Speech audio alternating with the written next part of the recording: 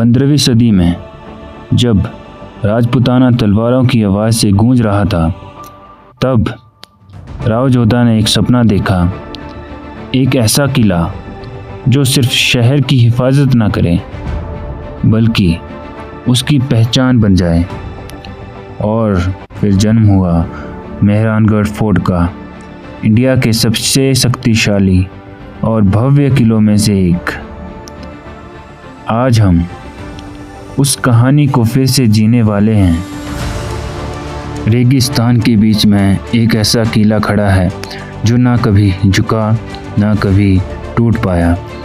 पत्थर की इन दीवारों में सिर्फ इमारत नहीं, 500 साल पुरानी युगों की गूंज है। ये है मेहरानगढ़ फोर्ट, जहां हर दरवाज़ा एक जीत की कहानी सुनाता है और हर कोना एक राज छुपाता है।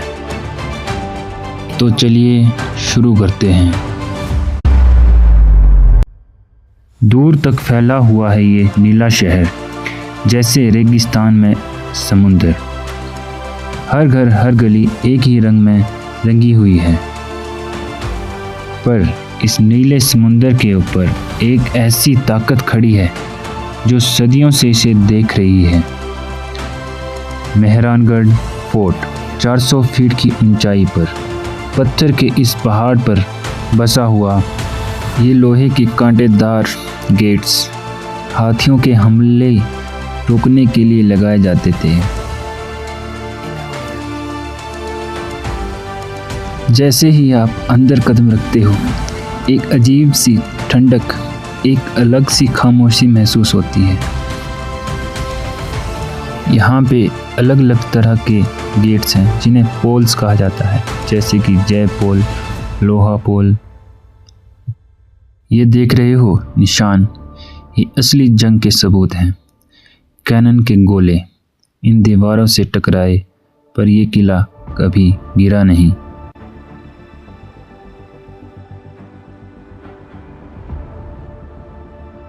फोर्ट के अंदर ही एक एडवेंचर एक्टिविटी है, जिप लाइनिंग। यहाँ हवा में उड़ते हुए इस किले को देखना एक अलग ही एक्सपीरियंस होता है। यहाँ से नीचे को है जिप लाइन।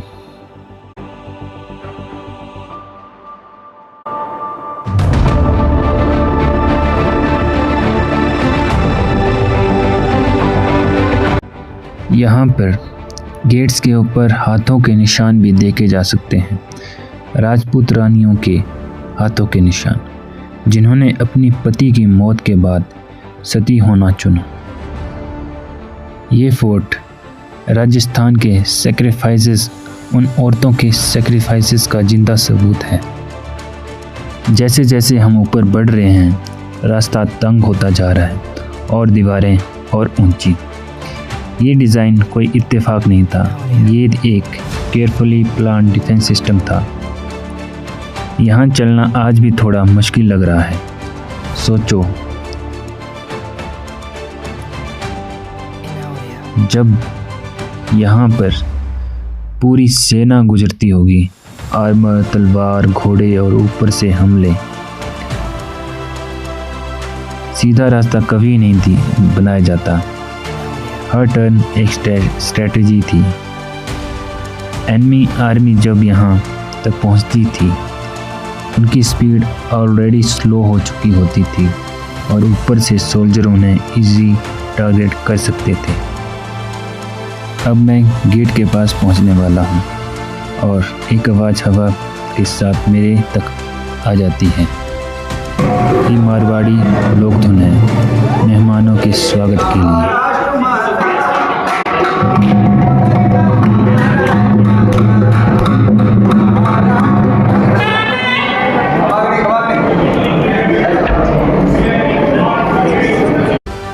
इस भव्य दरवाजे को पार करते ही आप सीधा पहुंचते हो एक खुले कोर्टयार्ड में, जहां से मेहरानगढ़ का असली सफ़र शुरू होता है। यहाँ पर है टिकट काउंटर।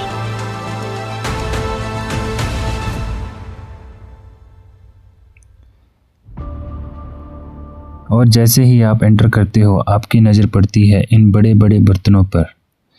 ये बड़ी वेसल्स सिर्फ डेकोरेशन नहीं है, पुराने समय में ऐसे ही बड़े कंटेनर यूज़ होते थे, पानी स्टोर करने के लिए या फिर रॉयल किचन में कुकिंग के लिए।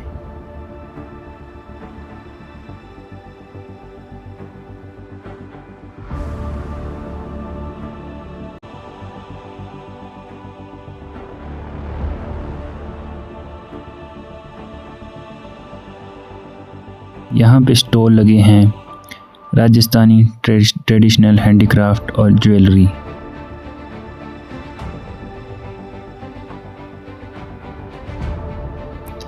और साथ ही साथ मौजूद है एक कैफ़े जहाँ पे आप लंच कर सकते हैं। यह है एंट्री पॉइंट पैलेस के लिए। कोर्टयार्ड मेहरानगढ़ का दिल है, जहाँ से हर रास्ता किसी न किसी कहानी की तरफ जाता है।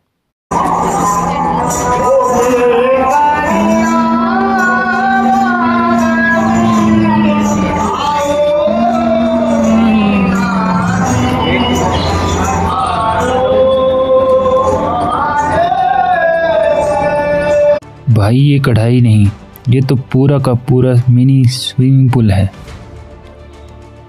ये रंग बिरंगी कठपुतलियाँ राजस्थान की पहचान हैं।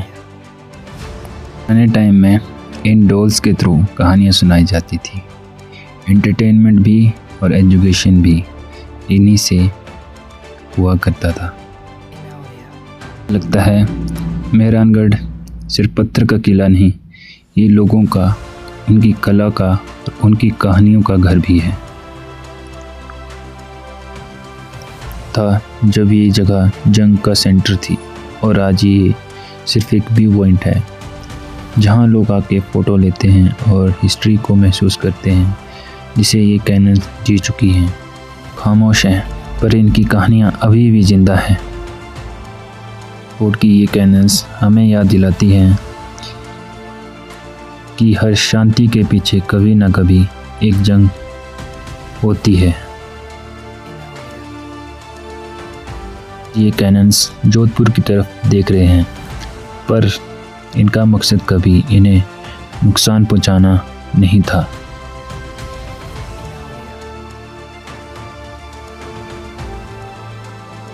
सामने है मां चामुंडा का मंदिर, जिसे यहाँ के राज परिवार की कुल देवी माना जाता है।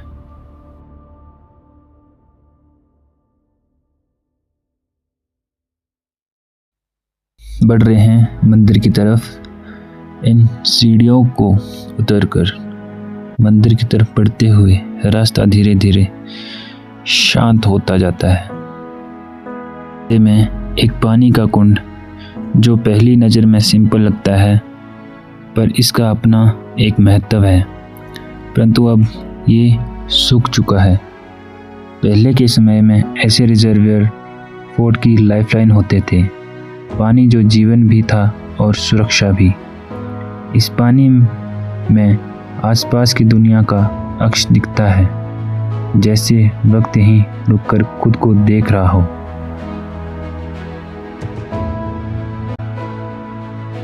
उनके पास विराजमान हैं साक्षात भगवान शिव।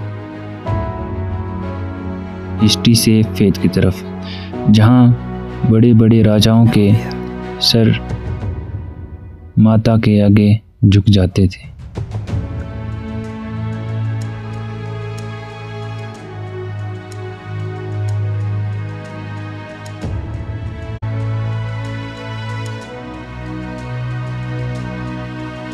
जैसे दिखता जोधपुर शहर।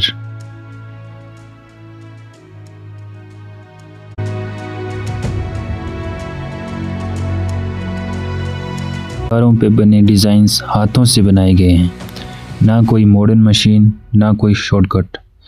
सोचो एक एक पैटर्न को बनाने में कितना वक्त, कितनी मेहनत लगी होगी। सिर्फ डेकोरेशन नहीं थे, इनका एक प्रैक्टिकल यूज़ भी था। ये झरोखे हवा और रोशनी को कंट्रोल करते थे और अंदर के लोग बाहर सब देख सकते थे बिना दिखे।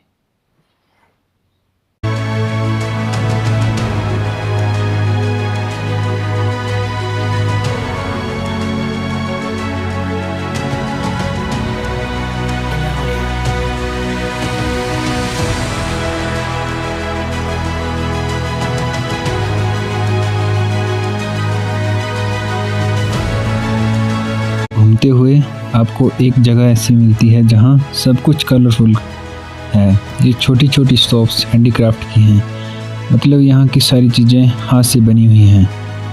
यहाँ कपड़े मिलते हैं जिसमें डिज़ाइन बहुत यूनिक होता है। देख के फील आ जाता है कि हम किसी नॉर्मल जगह पे नहीं हैं, बल्कि राजाओं के महल में एंटर कर रहे हैं। दरवाजे पर इतनी डिटेलिंग है कि लगता है जैसे डिज़ाइन कुछ कहना चाहता है। ये सब हाथ से बनाया गया है और सदियों से ऐसा ही खड़ा है। अंदर आते ही सबसे पहले नज़र पड़ती है इस गोल्डन पालकी के ऊपर। इस पालकी को यूज़ राजाओं के द्वारा किया जाता था। काफ़ी रॉयल चीज़ें देखने को मिलेंगी, जैसे तलवारें, ढाल और पुराने कपड़े में इतनी डिटेलिंग है कि लगता है सिर्फ यूज़ के लिए नहीं बल्कि दिखाने के लिए भी बनाई गई थी। इन सब चीज़ों को देखकर आप इमेजिन कर सकते हैं कि उस टाइम की लाइफ कितनी अलग थी।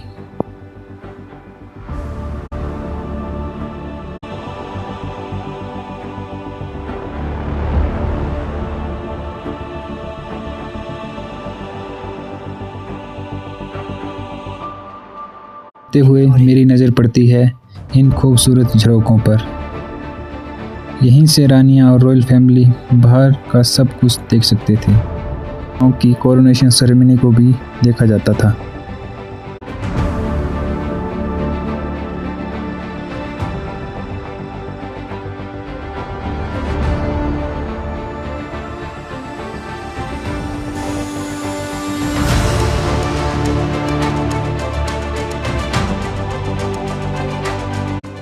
यहाँ पे राजा के असली कपड़े डिस्प्ले पे रखे हुए हैं।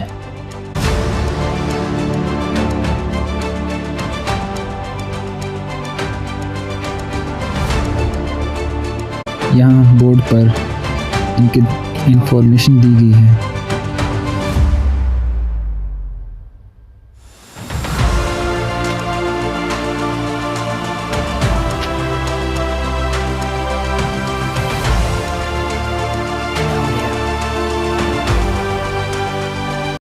वो बहुत ही ज़्यादा सुंदर है। ये पूरा का पूरा रूम छोटे छोटे शीशों से बना हुआ है और हर एक पीस इतनी परफेक्शन से लगाया गया है। ये सिर्फ मिरर वर्क नहीं है, ये एक आर्ट है जो सदियों पहले बनाया गया था। पहले यहाँ एक छोटा सा दिया जलाया जाता था और उसकी रोशनी इन सब शीशों से रिफ्लेक्ट होके पूरे रूम में एकदम चमका देती थी। गोल्ड वर्क से सजी हुई है और इतनी डिटेल में बनी हुई है कि आंखें वहीं रुक जाती हैं।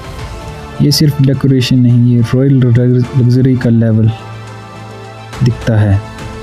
और जब आप दीवारों को देखते हैं तो वहाँ अलग अलग पेंटिंग्स नज़र आती हैं। पेंटिंग्स हैं जो उस टाइम के आर्टिस्ट हाथ से बनाते थे। ये रूम मेनली स्पेशल ओकेशन के लिए यूज़ होता था, जैसे म्यूज़िक, डांस और सेलिब्रेशन के लिए।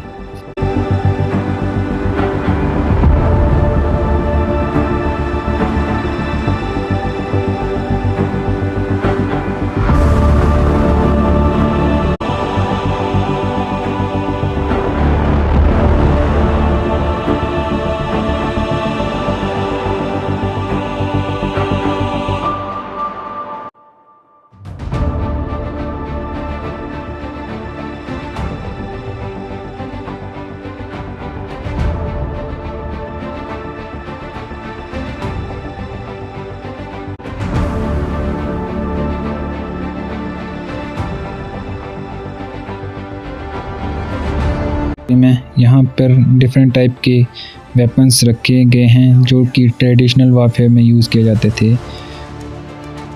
और बाद में जब टेक्नोलॉजी आई तो राइफ़ल्स और गन्स का भी यूज़ होना शुरू हो गया। छोटे वेपन्स जैसे नाइव्स और डैंगर्स क्लोज कॉम्बैट के लिए यूज़ होते थे।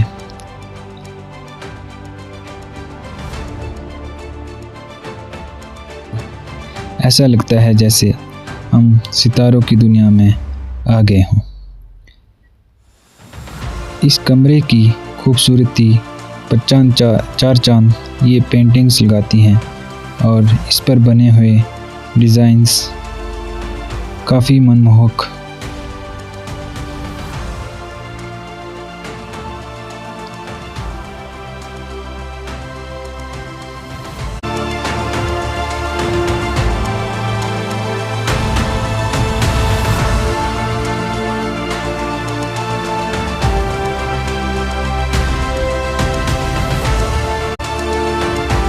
पैलेस के अंदर आगे बढ़ते ही मैं एक ऐसी जगह पर आता हूँ जहाँ अलग अलग पालकियाँ डिस्प्ले पर रखी हुई हैं।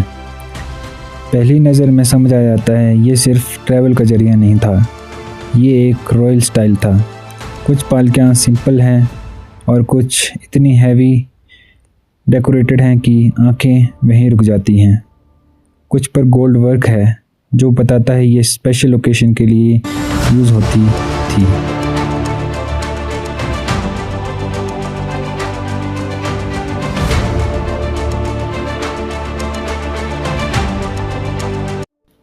पैलेस के अंदर आगे बढ़ते हुए मैं आ गया हूँ एक ऐसी जगह जो बाहर से सिंपल लगती है पर अंदर से बहुत ही ख़ास है।